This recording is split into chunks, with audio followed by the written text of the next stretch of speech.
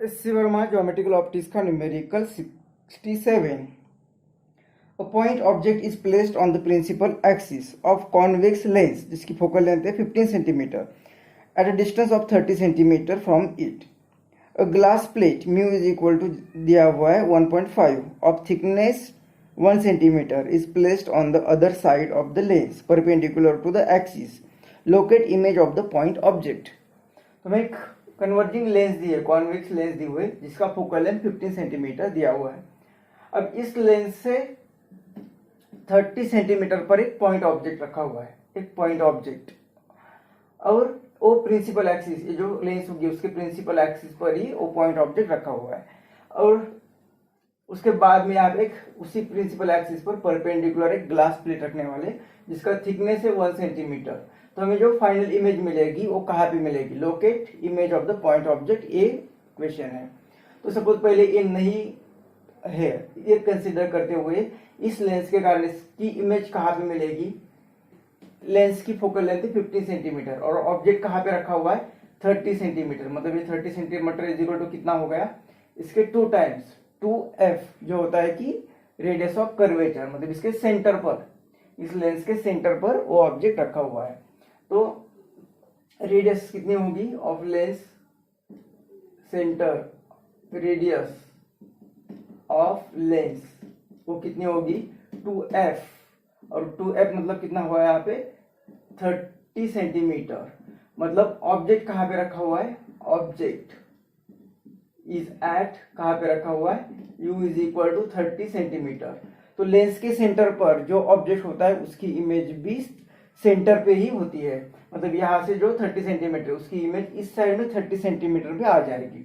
Therefore v image कहाँ पे मिलेगी हमें?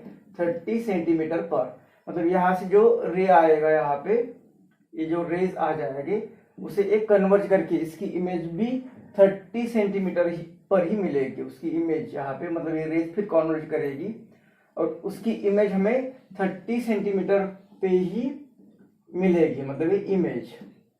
लेकिन ये रखने के बाद क्या होगा कि जैसे ये रे यहाँ पे आ रहा था, यहाँ पे अगर हम नॉर्मल निकालते तो ये रे टुवर्ड्स द नॉर्मल ए से शिफ्ट होगा, टुवर्ड्स द नॉर्मल शिफ्ट होगा।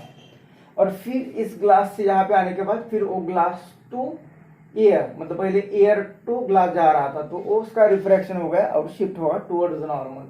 अब यहाँ पे नॉर्मल निकालेंगे तो वो अभी ग्लास टू एयर शिफ्ट हो रहा है, तो वो फिर से अवे फ्रॉम नॉर्मल शिफ्ट होगा और फिर पहले रे को ही पैरेलल चला जाएगा, लेकिन इस तरह से उनमें शिफ्ट आ जाएगी। मतलब ये ग्लास प्लेट जो होती है इस तरह से, जो एक ग्लास प्लेट होती है, यहाँ पे कोई रे इंसिडेंट होगा तो वो सीधा ना चलते हुए, इस डायरेक्शन में ना चलते हुए ये इस तरह से शिफ्ट होगा और फिर यहाँ पे आते हुए फिर वो इस तरह से शिफ्ट होगा। मतलब ये दो रेस फिर से पैरेलल होगी।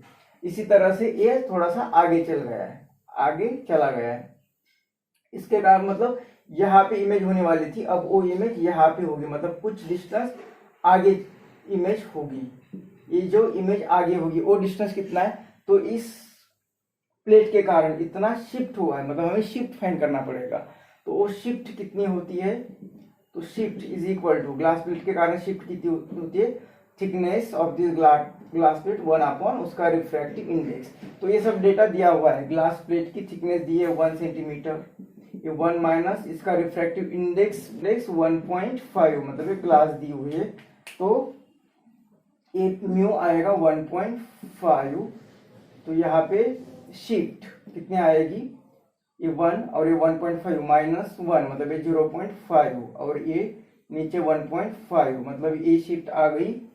ये दोनों के डेसिमल चले गए तो 1/3 सेंटीमीटर, मतलब 3 से डिवाइड करेंगे तो 0.33 सेंटीमीटर इतनी शिफ्ट आ गई। मतलब इतने डिस्टेंस से वो आगे चला जाएगा।